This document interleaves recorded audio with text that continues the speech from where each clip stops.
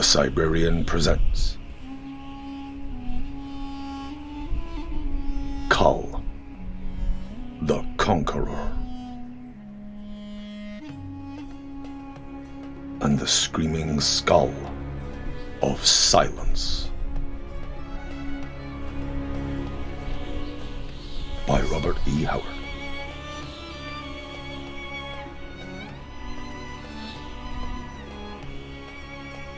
Images courtesy of Unsplash.com.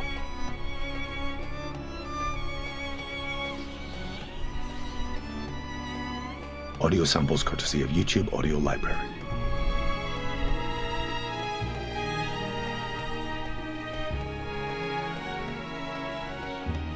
Disclaimer. The following may contain violence, references to sex, and language that may offend.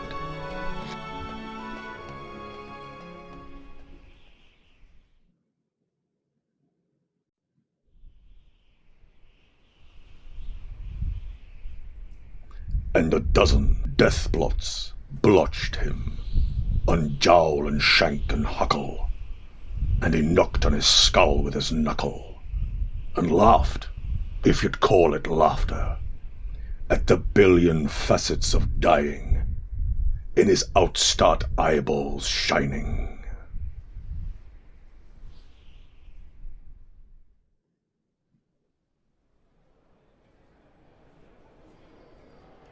Men still name it the day of the king's fear, for Kull, king of Valusia, was only a man after all. There was never a bolder man, but all things have their limits, even courage. Of course, Kull had known apprehension and cold whispers of dread, sudden starts of horror, and even the shadow of unknown terror. But these had been but starts and leapings in the shadows of the mind, caused mainly by surprise or some loathsome mystery or a natural thing, more repugnance than fear. So real fear in him was so rare a thing that men mark the day. Yet there was a time that Kull knew fear, stark, terrible and unreasoning, and his marrow weakened, and his blood ran cold. So men speak of the time of Kull's fear. And they do not speak it in scorn, nor does Kull feel any shame. No, for as it came about, the thing rebounded to his undying glory. Thus it came to be. Kull sat at ease on the throne of society, listening idly to the conversation of two chief counsellor, Kanu, ambassador from Pictum, Brull, Kanu's right-hand man, and Cthulhus, the slave, who was yet the greatest scholar in the 7 empires. All is illusion, Cthulhus was saying, all outward manifestations of the underlying reality, which is beyond human comprehension, since there are no relative things by which the finite mind may measure the infinite. The one may underlie all, for each natural illusion may possess a basic entity. All these things were known to Rama, the greatest mind of all the ages, who aeons ago freed humanity from the grasp of unknown demons and raised the race to its heights. He was a mighty necromancer, said Kanu. He was no wizard, said Cthulhus. No chanting, mumbling conjurer, divining from snakes' livers. There was naught of mummery about Rama. He had grasped the first principles. He knew the elements, and he understood natural forces, acted upon by natural causes, producing natural results. He accomplished his apparent miracles by the exercise of his powers in natural ways, which were as simple in their manners to him as lighting a fire is to us, and as much beyond our ken as our fire would have been to our ape ancestors. Then why did he not give all his secrets to the race? Asked two. He knew it is not good for a man to know too much. Some villain would subjugate the whole race, nay, the whole universe, if he knew as much as Rama knew. Man must learn by himself and expand in soul as he learns. Yet, you say all is illusion, persisted Kanu, shrewd in statecraft, but ignorant in philosophy and science, and respecting Cthulhu for his knowledge. How is that? Do we not hear and see and feel? What is sight and sound, countered the slave, is not sound absence of silence, and silence absence of sound. The absence of a thing is not material substance. It is nothing. And how can nothing exist? Then why are things? Asked Kanu, like a puzzled child. They are appearances of reality. Like silence, somewhere exists the essence of silence, the soul of silence. Nothing that is something, an absence so absolute that it takes material form. How many of you have ever heard complete silence? None of us. Always there are some noises, the whisper of the wind, the flutter of an insect, even the growing of the grass, or on the desert the murmur of the sands. But at the center of silence there is no sound. Rama, said Kanu, long ago shut a spectre of silence into a great castle and sealed him there for all time. Aye, said Bro, I have seen the castle, a great black thing on a lone hill in a wild region of Volusia. Since time immemorial, it has been known as the Skull of Silence. Ha! Kull was interested now. My friends, I would like to look upon this thing. Lord King, said Cthulhu, it is not good to tamper with what Rama made fast, for he was wiser than any man. I have heard the legend that by his arts he imprisoned a demon. Not by his arts, say I, but by his knowledge of the natural forces. And not a demon, but some element which threatened the existence of the race. The might of that element is evinced by the fact that not even Rama was able to destroy it. He only imprisoned it. Enough! Kull gestured impatiently. Rama has been dead so many thousand years that it wearies me to think on it. I ride to find the Skull of Silence. Who rides with me? All of those who listened to him and 100 of the Red Slayers, Volusia's mightiest war force, rode with Kull when he swept out of the royal city in the early dawn. They rode up among the mountains of Zalgara, and after many days' search, they came upon a lone hill rising somberly from the surrounding plateaus, and on its summit a great stark castle, black as doom. This is the place, said Brule. No people live within 100 miles of this castle, nor have they in the memory of man. It is shunned like a region accursed. Kull reined his great stallion to a halt and gazed. No one spoke, and Kull was aware of the strange, almost intolerable stillness. When he spoke again, everyone started. Right on. To the king it seemed that waves of deadening quiet emanated from that brooding castle on the hill. No bird sang in the surrounding land, and no wind moved the branches of the stunted trees. As Kull's horsemen rode up the slope, their footfalls on the rock seemed to tinkle drearily and far away, dying without echo. They halted before the castle that crouched there, like a dark monster, and Cthulhu again essayed to argue with the king. Kull, consider. If you burst that seal, you may loose upon the world a monster whose might and frenzy no man can stay.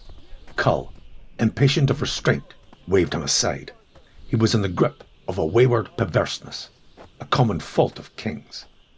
And though usually reasonable, He had now made up his mind and was not to be swerved from his course. "There are ancient writings on the seal, Cthulhus. Read them to me," he said. Cthulhus unwillingly dismounted, and the rest followed suit, all save the common soldiers, who sat their horses like bronze images in the pale sunlight.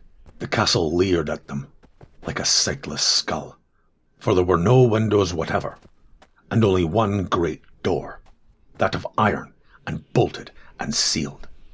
Apparently the building was all in one chamber. Kull gave a few orders as to the disposition of troops, and was irritated when he found he was forced to raise his voice, unseemingly, in order for the commanders to understand him. "Stay here. The others surround and patrol." Their answers came dimly and indistinctly. He approached the door, followed by his 4 comrades. There on a frame beside the door hung a curious appearing gong, apparently of jade, a sort of green in shade, but Kull could not be sure of the colour, for to his amazed stare it changed and shifted, and sometimes his gaze seemed to be drawn into great depths, and sometimes to glance extreme shallowness. Beside the gong hung a mallet of the same strange material. He struck it lightly and then gasped, nearly stunned by the crash of sound which followed. It was like all earth noises concentrated. "Read the writings, Cthulhus," he commanded again, and the slave bent forward in considerable awe, for no doubt these words had been carved by the great Rama himself. "That which was may be again," he intoned. "Then beware, all sons of men." He straightened, a look of fright on his face. A warning straight from Rama. Mark ye. Kull snorted, and drawing his sword, rent the seal from its hold and cut through the great metal bolt. He struck again and again, being aware of the comparative silence with which the blows fell. The bars fell. The door swung open. Cthulhus screamed. Kull reeled, stared. The chamber was empty. No, he saw nothing. There was nothing to see. Yet he felt the air throb about him, as something came billowing from that foul chamber in great unseen waves. Cthulhus leaned to his shoulder and shrieked, and his words came faintly, as from over cosmic distances. "This silence, this is the soul of all silence." Sound ceased. Horses plunged, and their riders fell face first into the dust, and lay clutching at their heads with their hands, screaming without a sound. Kull alone stood erect, his futile sword thrust in front of him. Silence, utter and absolute. Throbbing, billowing waves of still horror. Men opened their mouths and shrieked, but there was no sound. The silence entered Kull's soul. It clawed at his heart. It sent tentacles of steel into his brain. He clutched at his forehead in torment. His skull was bursting, shattering. In the wave of horror which engulfed him, Kull saw red and colossal visions. The silence spreading out over the earth, over the universe. Men died in gibbering stillness. The roar of rivers, the crash of seas, the noise of winds, faltered and ceased to be. All sound was drowned by the silence. Silence, soul-destroying, brain-shattering, blotting out all life on earth, and reaching monstrously up into the skies, crushing the very singing of the stars. And then Kull knew fear, horror, terror overwhelming, grisly, soul-killing Faced by the ghastliness of his vision, he swayed and staggered drunkenly, gone wild with fear. O gods, for a sound, the very slightest, faintest noise. Kull opened his mouth like the grovelling maniacs behind him, and his heart nearly burst from his breast in the effort to shriek. The throbbing stillness mocked him. He smote against the metal sill with his sword, and still the billowing waves flowed from the chamber, clawing at him, tearing at him, taunting him like a being sensate with terrible life. Kanu and Cthulhus lay motionless. Tu writhed on his belly, his head in his hands, and squalled soundlessly like a dying jackal. Brul wallowed in the dust like a wounded wolf, clawing blindly at his scabbard. Kull could almost see the form of the silence now, the frightful silence that was coming out of its skull at last, to burst the skulls of men. It twisted, it writhed in unholy wisps and shadows. It laughed at him. It lived. Kull staggered and toppled, and as he did, his outflung arm struck the gong. Kull heard no sound, but he felt a distinct throb and jerk of the waves about him, a slight withdrawal, involuntary, just as a man's hand jerks back from the flame. Ah, old Rama left a safeguard for the race, even in death. Kull's dizzy brain suddenly read the riddle. The sea. The gong was like the sea, changing green shades, never still, now deep and now shallow, never silent. The sea, vibrating, pulsing, booming day and night, the greatest enemy of the silence. Reeling, dizzy, nauseated, he caught up the jade mallet. His knees gave way, but he clung with one hand to the frame, clutching the mallet with the other, in a desperate grip. The silence surged wrathfully about him. Mortal, who are you to oppose me, who am older than the gods? Before life was, I was, and shall be when life dies. Before the invader's sound was born, the universe was silent, and shall be again. For I shall spread out through all the cosmos, and kill sound, kill sound, kill sound, kill sound. The roar of silence reverberated through the caverns of Kull's crumbling brain in abysmal, chanting monotones as he struck on the gong again and again and again. And at each blow, the silence gave back, inch by inch, inch by inch. Back, back, back.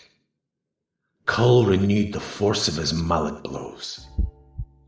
Now, he could faintly hear the faraway tinkle of the gong over unthinkable voids of stillness, as if someone on the other side of the universe were striking a silver coin with a horseshoe nail. At each tiny vibration of noise, the wavering silence started and shuddered. The tentacles shortened, the waves contracted, the silence shrank. Back and back, and back and back. Now the wisps hovered in the doorway, and behind Kull men whimpered and wallowed to their knees, chins sagging and eyes vacant. Kull tore the gong from its frame and reeled toward the door. He was a Finnish fighter, no compromise for him. There would be no bolting the great door upon the horror again. The whole universe should have halted to watch a man, justifying the existence of mankind, scaling sublime heights of glory in his supreme atonement. He stood in the doorway and leaned against the waves that hung there, hammering ceaselessly. All hell flowed out to meet him, from the freight thing whose very last stronghold he was invading. All of the silence was now in the chamber again, forced back by the unconquerable crashings of sound. Sound concentrated from all the sounds and noises of earth, and imprisoned by the master hand that long ago conquered both sound and silence. And here, silence gathered all its forces for one last attack. Hells of soundless cold and noiseless flame whirled about Kull. He was a thing, elemental and real. Silence, the absence of sound, Cthulhu had said. Cthulhu who now grovelled and yammered empty nothingness. Here was more than an absence whose utter absence became a presence. An abstract illusion that was a material reality. Kull reeled, blind, stunned, numb, almost insensible, from the onslaught of cosmic forces upon him. Soul, body and mind, cloaked by the whirling tentacles. The noise of the gong died out again, but Kull never ceased. His tortured brain rocked, but he thrust his feet against the sill and shoved powerfully forward. He encountered material resistance, like a wall of solid fire, hotter than flame and colder than ice. Still he plunged forward and felt it give. Step by step, foot by foot, he fought his way into the chamber of death, driving the silence before him. Every step was screaming, demonic torture. Every foot was ravaging hell. Shoulders hunched, head down, arms rising and falling in jerky rhythm. Kull forced his way, and great drops of blood gathered on his brow and dropped unceasingly. Behind him, men were beginning to stagger up, weak and dizzy from the silence that had invaded their brains. They gaped at the door, where the king fought his deathly battle for the universe. Brull crawled blindly forward, trailing his sword, still dazed, and only following his stunted instinct, which bade him follow the king though the trail led to hell. Kull forced the silence back, step by step, feeling it growing weaker and weaker, feeling it dwindling. Now the sound of the gong pealed out, and grew and grew. It filled the room, the earth, the sky. The silence cringed before it, and as the silence dwindled and was forced into itself, it took hideous form that Kull saw yet did not see. His arm seemed dead, but with a mighty effort he increased his blows. Now the silence writhed in a dark corner and shrunk and shrunk. Again, a last blow. All the sound in the universe rushed together in one roaring, yelling, shattering, engulfing burst of sound. The gong blew into a million vibrating fragments, and the silence screamed.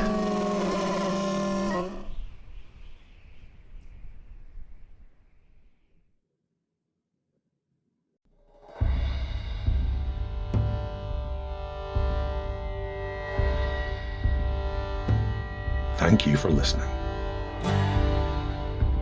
The This has been a Siberia production of Robert E. Howard's Kull, the Conqueror. The Screaming Skull of Silence. For updates, follow Vane Studios on Facebook, Twitter and Instagram. Images courtesy of Unsplash.com. Audio samples courtesy of YouTube Audio Library.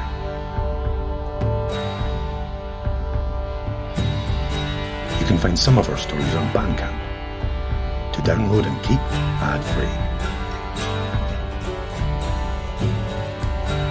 Please like, comment, share, subscribe, and hit the notification bell of the Siberian YouTube channel. And if you're feeling generous, buy us a coffee to support our work.